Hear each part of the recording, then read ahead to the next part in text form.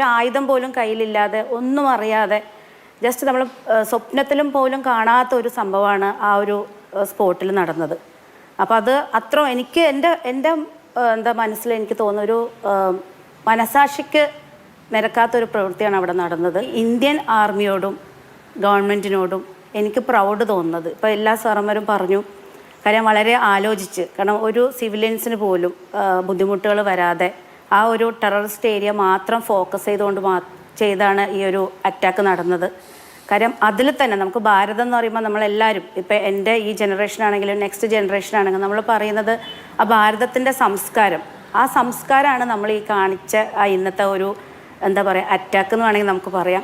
ഈ ഒരു തീവ്രവാദം അല്ലെങ്കിൽ ഈ ഒരു യുദ്ധം ഇത് എന്തെങ്കിലും ഒരു എൻഡ് വരട്ടെ ഇതിന്. കാരണം ഇതിന് ജീവൻ കൊടുത്തത് എത്ര നാൾ പോകുമെന്ന് അറിയില്ല. ഇപ്പോൾ സാറൊക്കെ പറഞ്ഞു ഇനി ഇത് വീണ്ടും കണ്ടിന്യൂ ചെയ്ത് പോകുന്നുണ്ടെന്ന്. പക്ഷെ ഞാൻ മനസ്സുകൊണ്ട് ആഗ്രഹിക്കുന്നത് ഇതൊന്ന് എവിടെയെങ്കിലും വെച്ചൊരു അവസാനം, ഒരു എൻഡ് ഇതിനുണ്ടാവട്ടെ.